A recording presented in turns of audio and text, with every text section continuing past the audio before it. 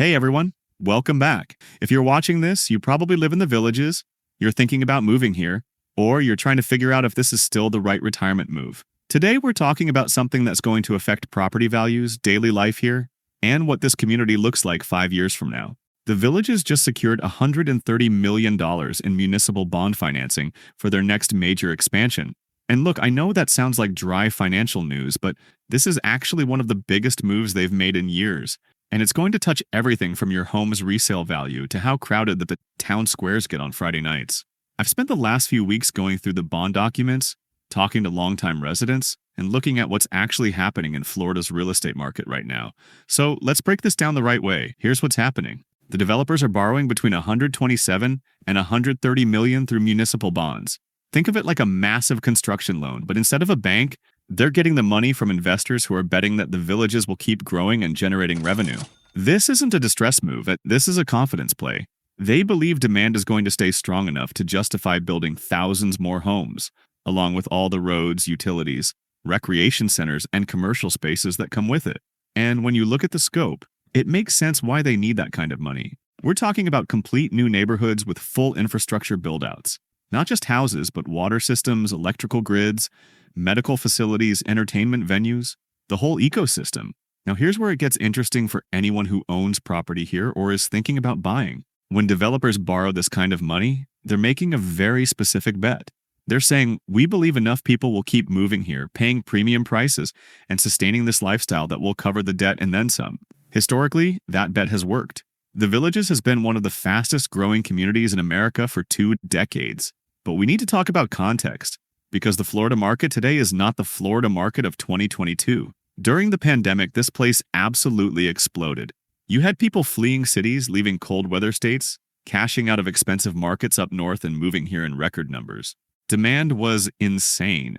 Homes were selling within days, prices climbed fast. Fast forward to early 2026 and the picture has clearly shifted. The market hasn't crashed, but it's definitely cooled. Inventory across Florida is up roughly 18 to 22% compared to peak years. Homes are sitting longer. According to recent data from Florida realtors, the median days on market statewide has increased from around 15 days in late 2022 to closer to 45 days now. Buyers have more leverage.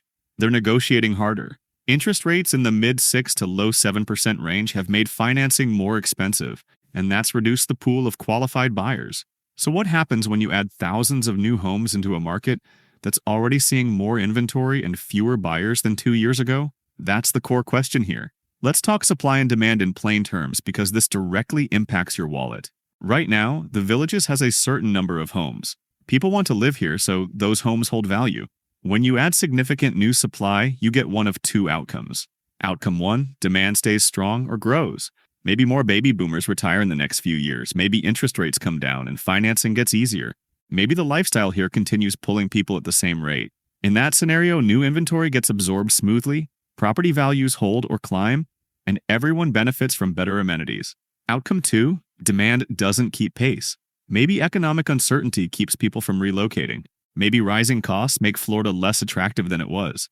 Maybe buyers start seeing the Villages as too big, too crowded, or too different from the close-knit community it used to be. In that case, you've got more homes competing for the same pool of buyers, and that creates downward pressure on prices.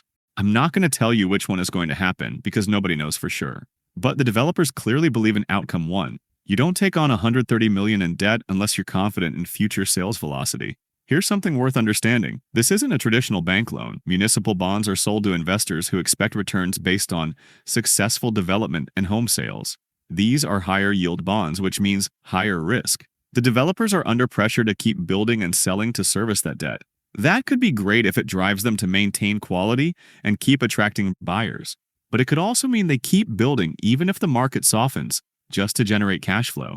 Let's talk about what this actually looks like on the ground, because it's not just spreadsheet projections. Expansion means construction. That means trucks, noise, detours, roadwork. If you live near the development zones, your quiet mornings might get disrupted for a while. But once it's finished, you're getting upgraded infrastructure, better roads, newer utilities, additional recreation centers closer to where you live, more dining and entertainment options, more variety in the lifestyle that brought people here in the first place. For a lot of residents, that trade-off is worth it. The tension is between people who moved here for what it was versus people who are excited about what it's becoming. I've talked to folks who loved the villages specifically because it felt smaller and more personal. They recognized neighbors at the town squares. Traffic was manageable. It had a certain charm. They're genuinely worried this expansion pushes the community past a tipping point where it starts feeling more like suburban sprawl than a retirement haven. And that's not an unreasonable concern. Growth changes character. The question is whether the benefits outweigh the costs for you individually. Timing matters here, and people often get this wrong. If you're a current homeowner worried about your resale value, understand this isn't going to play out overnight.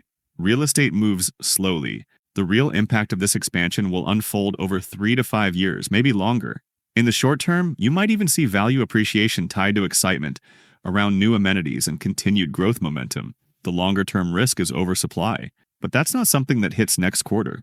It builds gradually as inventory increases and competes with existing resale homes. If you're thinking about buying, this gives you time. You can watch how quickly the new sections fill. You can see whether prices stay firm or start softening. You can gauge whether the community vibe shifts in ways you like or don't. You're not making this decision blind. There's also a financial infrastructure angle that doesn't get enough attention. Some of the regional banks that have traditionally served the villages are being acquired by larger institutions. Consolidation like that can change mortgage availability, lending standards, and buyer financing access. If fewer people can qualify for loans, that slows buyer activity. If rates or terms tighten, it shrinks the demand pool even further. On the flip side, bigger banks sometimes bring better resources and competitive rates, so it's not automatically negative. But it's a variable worth tracking. Here's my take on what this all means. The $130 million expansion is a signal. It says the developers are committed long-term. They believe the demand is real. They're not cashing out. They're doubling down. That's reassuring in a lot of ways, and it shows confidence. It shows investment in the future. It shows they think the villages can absorb this growth and stay competitive. But it's also a reminder that this is a business built on growth. If you moved here expecting it to stay frozen in time, that was never realistic. The question isn't whether the villages will grow, it's whether the growth will be managed well enough to preserve what makes this place worth living in. So, where does that leave you?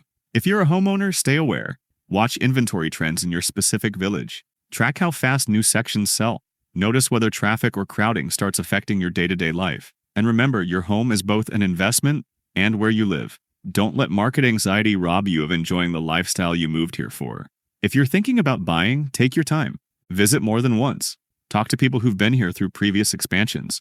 Get a feel for whether this growth trajectory feels like opportunity or overreach to you. The market has cooled enough that you can afford to be selective. The Villages is still one of the most unique retirement communities in the country. The lifestyle is real. The amenities are world-class. But like any major decision, it comes down to fit. Does this place align with where you are in life, what you value, and what you can comfortably afford? That's the real question worth answering. If this helped clarify what's happening and what to think about, I'd appreciate you sharing it with anyone else trying to make sense of the real estate picture here. Drop your thoughts in the comments, especially if you've lived through past expansions and have perspective on how it played out. Thanks for watching. I'll see you in the next one.